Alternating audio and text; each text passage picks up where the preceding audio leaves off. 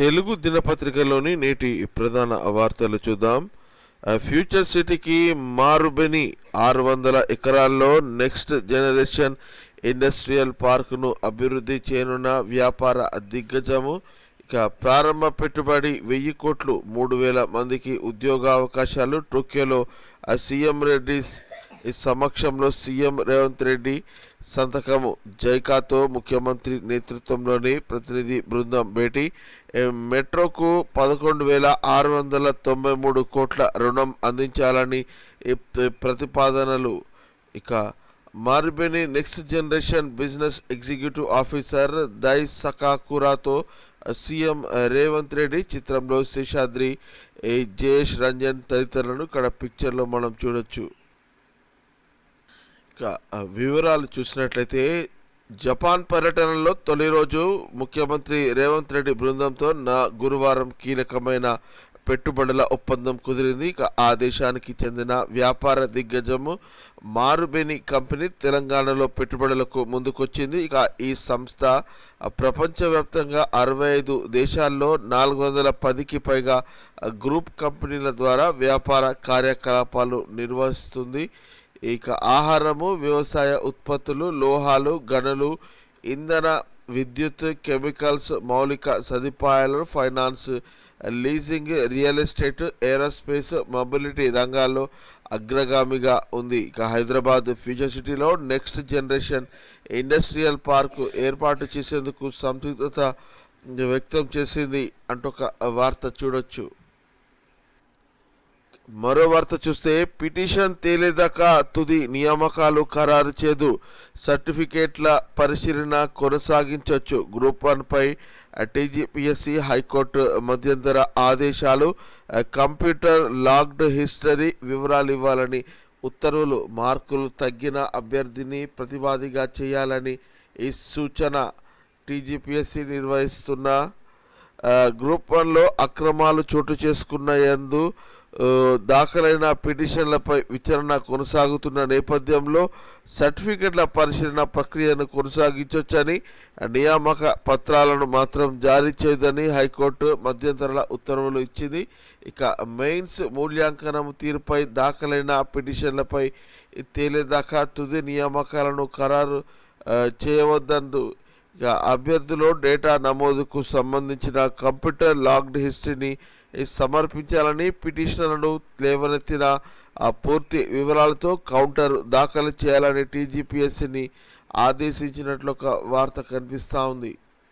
మరో ప్రధాన వార్త చూస్తే, పుప్పాలగూడలో ఐటీ హబ్ 450 ఎకరాల్లో ఏర్పాటు, 5 లక్షల మందికి ఉపాధి. డిప్యూటీ సీఎం బట్టి అధ్యక్షతన మంత్రుల కమిటీ నిర్ణయము.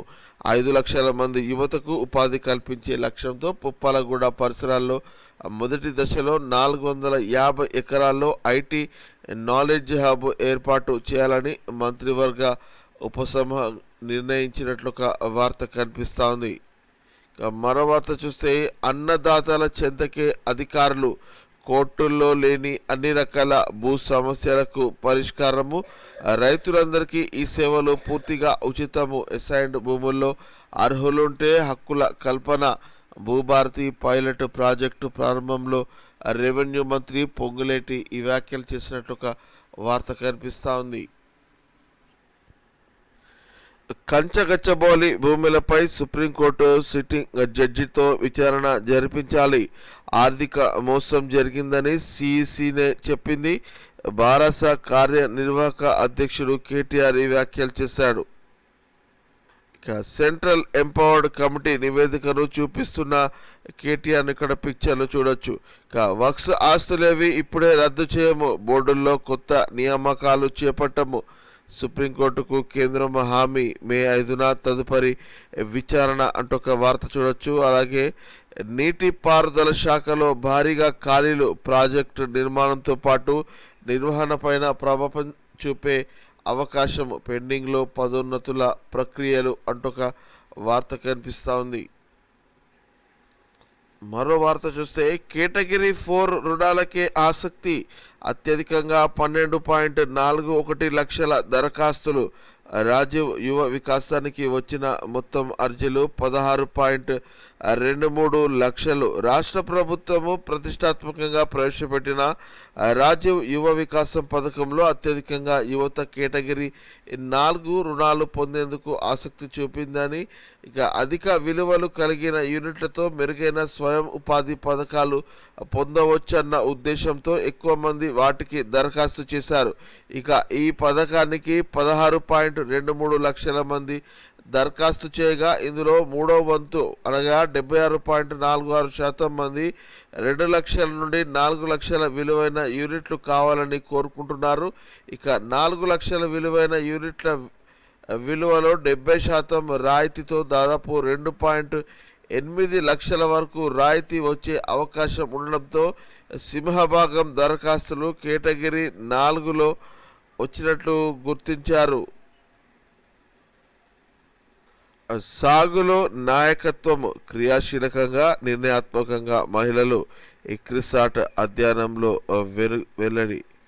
వ్యవసాయంలో మహిళలు క్రమేపీ నాయకత్వం దిశగా ఎదుగుతూ నిర్ణయాత్మకంగా మారుతున్నారని, సాగు రంగంలో విజ్ఞానాన్ని పెంచుకుంటూ సమర్థతను చాటుకుంటున్నారని అంతర్జాతీయ పంటల పరిశోధన సంస్థ ఆధ్వర్యం వెల్లడించినట్టు ఒక వార్త కనిపిస్తోంది.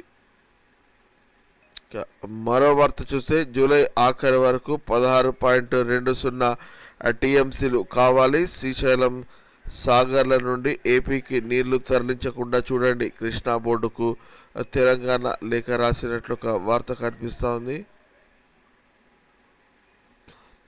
జేఈఈ మెయిన్స్ ఫలితాల వెల్లడిలో అయోమయము. తుదికి ఇచ్చి గంట వ్యవధిలోనే తొలగింపు.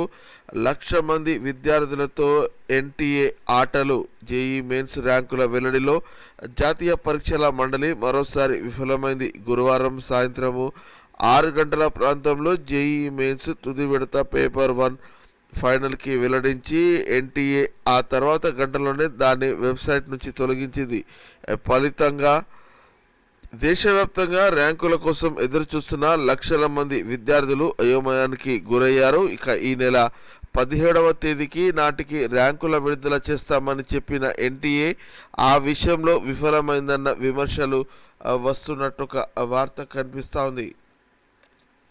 మరో ప్రత్యేక వార్త చూసినట్లయితే కారడవిలో కలప కోవెల ఒక్క చెట్టు కొట్టకుండా కట్టారు. ఆదిలాబాద్ జిల్లా సిరికొండ మండలంలోని వాయిపేట్ మారుమూల అటవీ ప్రాంతము. అక్కడి ఆదివాసీలు శతాబ్దాలుగా మహంకాళి ఆరాధికులు. ఇటీవల అనువనువు కలపతో అద్భుతంగా అమ్మవారి ఆలయాన్ని నిర్మించి తమ భక్తిని చాటుకున్నారు. ఇక ఇందుకోసం ఒక్క చెట్టును కొట్టుకపోవడం విశేషం. గతంలోనే ఇక్కడ చిన్న పూరి గుడిసెలో మహంకాళి మందిరం ఉండేది. కొన్నేళ్ల క్రితము గ్రామస్తుడు కినుక శంభు నేపాల్ వెళ్ళిన సమయంలో అక్కడ ఓ కలప ఆలయాన్ని చూసి తమ గ్రామంలోనూ ఇదే తరహాలో నిర్మించాలని భావించారు అంటూ ఒక వార్త కనిపిస్తోంది.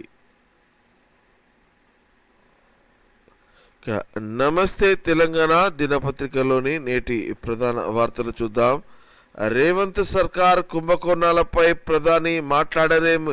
చిత్తశుద్ధి ఉంటే కంచ భూములపై విచారణ జరిపించాలి అన్న కేటీఆర్. సిట్టింగ్ జడ్జి కేంద్ర సంస్థలతో దర్యాప్తు చేయించాలి. రేవంత్ సర్కార్ను కాపాడేందుకు మోడీ ఆరాటం. ఆర్ఆర్ ట్యాక్సీపై ఆరోపణలు చేసి ఏడాది దాటినా ప్రధాని ఇప్పటికీ చర్యలెందుకు తీసుకోవడం లేదు. కాంగ్రెస్ సర్కార్ను కూల్చే కర్మ మాకు పట్టలేదు.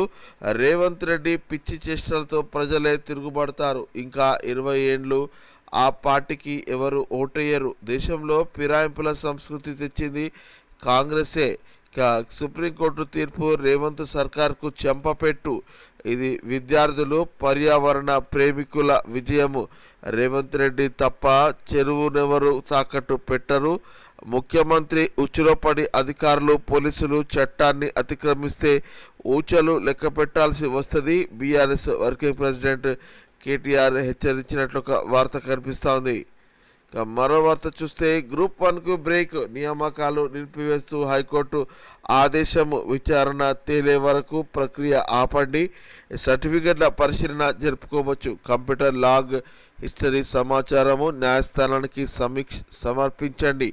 మధ్యంతర ఉత్తర్వులలో హైకోర్టు ఆదేశము తప్పు పిటిషన్దారులపైన ప్రభుత్వానిదైనా ధర్మాసనము ఉపేక్షించబోదని వెల్లడించినట్లు ఒక వార్త కనిపిస్తోంది. ఇక మరో వార్త చూస్తే జూలై నుండి మద్యం ధరల పెంపు 2,000 కోట్లు అదనపు ఆదాయమే లక్ష్యంగా కసరత్తు. సీఎం జపాన్ నుంచి రాగానే నిర్ణయము. జూన్ 30న లిక్కర్ కంపెనీలతో ముగియనున్న ఒప్పందం అంటూ ఒక వార్త కనిపిస్తోంది. మరో వార్త చూస్తే రియల్ ఆదాయం పాతాళానికి. కాంగ్రెస్ పాలనలో పడిపోయిన స్టాంప్స్ రిజిస్ట్రేషన్ శాఖ రాబడి ఫిబ్రవరి నెలలో వచ్చింది 38%. తెలంగాణ రాష్ట్ర చరిత్రలోనే ఈ స్థాయి పతనము ఇదే తొలిసారి. రాష్ట్ర సొంత పన్నుల ఆదాయంలో 91.81 కోట్ల తగ్గుదల నమోదు. కాగ్ నెలవారీ నివేదికలో ఈ వెల్లడైనట్లు ఒక వార్త ఇక్కడ కనిపిస్తూ ఉంది. ఇక జపాన్లోనూ అప్పుల వేట 11,693 కోట్ల అప్పు కావాలని జపాన్ ఏజెన్సీ జైకాను కోరిన రేవంత్. మెట్రో రైలు 2 మూసీ పునరుజ్జీవనము, రేడియల్ రోడ్లకు సాయానికి వినతి, రుణం ఇవ్వాలంటే కేంద్రంతో మాట్లాడండి జైకా సీనియర్ వైస్ ప్రెసిడెంట్ సూచించినట్లు ఒక వార్త కనిపిస్తోంది. మరో వార్త చూస్తే కాంగ్రెస్ గూండాగిరి. ఈ గంభీరావుపేట కొనుగోలు కేంద్రంలో ప్రోటోకాల్ రగడ. ఫ్లెక్సీల్లో ఎమ్మెల్యే కేటీఆర్ ఫోటో పెట్టలేదని బీఆర్ఎస్ నిరసన. బీఆర్ఎస్ శ్రేణులపై దాడికి దిగిన కాంగ్రెస్ నాయకులు. ఠాణా ఎదుట ఆందోళన. కాంగ్రెస్ నేతలపై కేసు నమోదు అంటూ ఒక వార్త కనిపిస్తోంది. ఇక ఈడియట్ మాటలు మాట్లాడకు, ఇసుక రవాణాకు ఎందుకు అనుమతి ఇవ్వట్లేదు, రిటైర్మెంట్ టైంలో సస్పెండ్ కాకుండా చూసుకో. చిన్నగూడు తహసీల్దార్పై ప్రభుత్వ విప్ ఎమ్మెల్యే రామచంద్రు నాయక్ ఆగ్రహము. నేను ఫస్ట్ క్లాస్ మెజిస్ట్రేట్ని, నాది ఈ కలెక్టర్ ర్యాంకు అంటూ దౌర్జన్యం అంటూ ఒక వార్త కనిపిస్తోంది. జీతాలు అడిగితే ఉద్యోగాలు ఊస్ట్. 5 పంచాయతీ కార్మికులను తొలగిస్తూ అధికారుల ఆదేశాలు. ఎమ్మెల్యేకే ఫిర్యాదు చేస్తారా అంటూ ఆగ్రహము. పాలకుర్తి నియోజకవర్గము చెర్లపాలెంలో ఘటన జరిగిందంటూ ఒక వార్త కనిపిస్తోంది. ఇక మంత్రి పదవి ఇవ్వకుంటే సీఎంనే దించేస్తాము, అడ్డుపడుతున్నోళ్ళు భరతం పడతాము. రేవంత్ రెడ్డి సామాజిక వర్గ మంత్రులకు. మక్తల్ ఎమ్మెల్యే శ్రీహరి అభిమానుల హెచ్చరిక. ముదిరాజ్ అభిమాన సంఘం పేరిట లేఖలు. సీఎం సొంత జిల్లాలో కలకలం అంటూ ఒక వార్త కనిపిస్తోంది. వెలుగు దినపత్రికలోని నేటి ప్రధాన వార్తలను చూద్దాము. రాష్ట్రపతిని ఆదేశించే అధికారము కోర్టులకు లేదు. జడ్జిలు ఆర్టికల్ 142ను ప్రజాస్వామ్యంపై మిసైల్లా వాడుతున్నారు. బిల్లులపై నిర్ణయం తీసుకోవాలి నీ రాష్ట్రపతికే గడువు విధిస్తారా? సుప్రీంకోర్టు కామెంట్పై ఉపరాష్ట్రపతి జగదీప్ ధన్ఖడ్ ఫైర్ అయినట్లు ఒక వార్త కనిపిస్తోంది. వక్స్ ఆస్తులను డీనోటిఫై చేయము, తదుపరి విచారణ వరకు వక్స్ కౌన్సిల్ బోర్డుల్లో నియామకాలు చేపట్టము. సుప్రీంకోర్టుకు కేంద్ర ప్రభుత్వం హామీ. రిప్లై ఫైల్ చేసేందుకు వారం గడువిచ్చిన కోర్టు. తదుపరి విచారణ మే 5కు వాయిదా అంటూ ఒక వార్త కనిపిస్తోంది. నేటి ప్రధాన వార్త చూసినట్లయితే రాష్ట్రంలో మారుబెని పెట్టుబడులు 1000 కోట్లు. సీఎం రేవంత్ రెడ్డి జపాన్ పర్యటనలో ఒప్పందము. ఫ్యూచర్ సిటీలో నెక్స్ట్ జనరేషన్ ఇండస్ట్రియల్ పార్క్ ఏర్పాటుకు అంగీకారం. దశల వారీగా 600 ఎకరాల్లో అభివృద్ధి. లెటర్ ఆఫ్ ఇంటెంట్ పై ఆఫీసర్లు కంపెనీలు ప్రతినిధుల సంతకాలు. ఫ్యూచర్ సిటీలో ఫస్ట్ ఇండస్ట్రియల్ పార్క్ ఇదే అన్న సీఎం రేవంత్ రెడ్డి. ఇక ప్రత్యక్షంగా పరోక్షంగా 30,000 ఉద్యోగాలు వస్తాయని వెల్లడి. సోనీ కంపెనీ హెడ్ ఆఫీసును సందర్శించిన సీఎం టీము. పెట్టుబడులకు హైదరాబాదులో ఉన్న అనుకూలతలపై వివరణ అంటూ ఒక వార్త కనిపిస్తోంది. ఇక 450 ఎకరాల్లో ఐటీ నాలెడ్జ్ హబ్. పుప్పాలగూడ శివారులో మొదటి దశ ఏర్పాటు. 5 లక్షల మంది యువతకు ఉపాధి. మంత్రుల సబ్ కమిటీ ఈ సమావేశంలో నిర్ణయము అంటూ ఒక వార్త చూడొచ్చు. మరో వార్త చూస్తే 2 పిల్లలను కత్తితో నరికి తల్లి ఆత్మహత్య. హైదరాబాద్లోని గాజుల రామారంలో ఘటన. అనారోగ్య సమస్యలతోనే ఈ దారుణానికి తెగించినట్లు సూసైడ్ నోట్లో వెల్లడించినట్లు ఒక వార్త కనిపిస్తూ ఉంది. మరో హెడ్లైన్ చూస్తే అసైన్డ్ భూములపై హక్కు అర్హులైన రైతులకు కల్పిస్తాం అన్న పొంగులేటి. బీఆర్ఎస్ నేతలు దోచుకున్న భూములను అసలైన యజమానులకు తిరిగి అప్పగిస్తాం. భూభారతి పైలట్ ప్రాజెక్టు మండలాల్లో జూను 2 కల్లా భూ సమస్యలని పరిష్కరిస్తాం. ఆ తర్వాత రాష్ట్ర వ్యాప్తంగా చేస్తాం. ఇలాంటి ఫీజు తీసుకుపోమని వెల్లడి. నారాయణపేట జిల్లా కాజీపూర్లో పైలట్ ప్రాజెక్టుకు ప్రారంభించిన మంత్రి అంటూ ఒక వార్త కనిపిస్తోంది. ప్రజలే కూలగొడతారు, సర్కార్ను కూల్చాల్సిన కర్మ మాకేం పట్టలేదు అన్న కేటీఆర్. కొత్త ప్రభాకర్ రెడ్డి చెప్పింది నిజమే, ప్రభుత్వాన్ని కూల్చాలని అందుకు చందాలేసుకొని డబ్బులిస్తామని జనమే అంటున్నారు. సీఎం రేవంత్ కోసం పనిచేస్తున్న పోలీసులను వదిలిపెట్టేదే లేదని హెచ్చరించినట్లు ఒక వార్త కనిపిస్తూ ఉన్నది. ఇక మరోపక్క మీ హయాంలో కొన్నట్టే ఇప్పుడు కొంటావా? కొత్త ప్రభాకర్ రెడ్డి వ్యాఖ్యలను సమర్థించేందుకు కేటీఆర్కు సిగ్గుండాలి. పిసిసి చీఫ్ మహేష్ కుమార్ గౌడ్ వ్యాఖ్యలు చేశారు. ఇక ఇదేమైనా పశువుల సంత అనుకుంటున్నావా? ఎవరి హయాంలో భూములు అమ్మారో చర్చకు సిద్ధమా అని సవాల్. ఇక కవిత రౌడీ కదా, ఘరానా రౌడీ అని విమర్శలు అంటూ ఒక వార్త కనిపిస్తూ ఉంది. ఈడీ ఆఫీసు ఎదుట కాంగ్రెస్ నేతల ధర్నా. నేషనల్ హెరాల్డ్ కేసు ఛార్జ్షీట్లో సోనియా గాంధీ, రాహుల్ పేర్లను చేర్చడాన్ని నిరసిస్తూ గురువారం హైదరాబాద్లోని ఈడీ ఆఫీస్ ఎదుట కాంగ్రెస్ పార్టీ భారీ ధర్నా నిర్వహించింది. పార్టీ రాష్ట్ర వ్యవహారాల in charge Meenakshi Natarajan, deputy CM Bhatti Vikramarka, మంత్రులు, పలువురు లీడర్లు హాజరయ్యారు. ప్రధాని నరేంద్ర మోడీ కక్ష సాధింపు రాజకీయాలు చేస్తున్నారని, గుజరాత్లో బీజేపీని ఓడిస్తారన్న భయంతోనే కేసులు పెడుతున్నారని ఆయన విమర్శించినట్లు ఒక వార్త కనిపిస్తూ ఉంది. స్మిత ట్వీట్లపై హీట్. ప్రభుత్వాన్ని ఇరుకున పెట్టేలా ఎక్స్లో వరుస పోస్టులు. ఇప్పటికే కంచగచ్చబౌలి ఇష్యూలో మార్ఫింగ్ ఫోటోలు రీట్వీట్. కేంద్ర మంత్రి కిషన్ రెడ్డి లాంటి వాళ్లే ఫేక్ ఫోటోలు తొలగించిన అస్మిత మాత్రం తగ్గట్లేదు. మార్ఫింగ్ ఫోటో పోస్టు చేయడంపై ఇప్పటికే ఆమెకు పోలీసుల నోటీసులు. తాజాగా మరో 3 పోస్టులు రీట్వీట్ చేసిన అస్మిత 100 ఎకరాలను పునరుద్ధరించాలంటూ సుప్రీం ఆదేశాలతో ఉన్న ఫోటో కూడా రీపోస్టు. స్మితా సబర్వాల్ తీరుపై ఐఏఎస్ వర్గాల్లో చర్చ జరుగుతున్నట్లు ఒక వార్త కనిపిస్తూ ఉంది. మరో వార్త చూస్తే ఏపీకి ఎన్ని నీళ్లు ఇస్తే మాకు అన్ని నీళ్లు ఇవ్వాలి.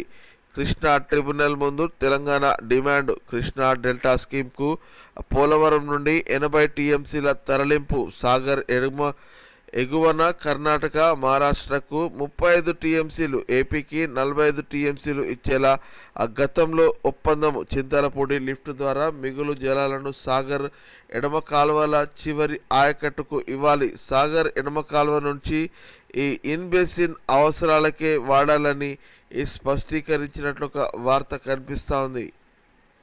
మరో వార్త చూస్తే గ్రూప్ 1 నియామకాలకు హైకోర్టు బ్రేక్. సర్టిఫికేట్ వెరిఫికేషన్కు మాత్రం అనుమతి. మధ్యంతర ఉత్తర్వులు జారీ చేసిన హైకోర్టు పూర్తి వివరాలతో కౌంటర్ వేయాలని టీజీపీఎస్సీకి ఉత్తర్వులు. మూల్యాంకనంలో అక్రమాలు జరిగాయంటూ కోర్టుకు వెళ్లిన కొందరు అభ్యర్థులు అంటూ ఒక వార్త కనిపిస్తూ ఉంది.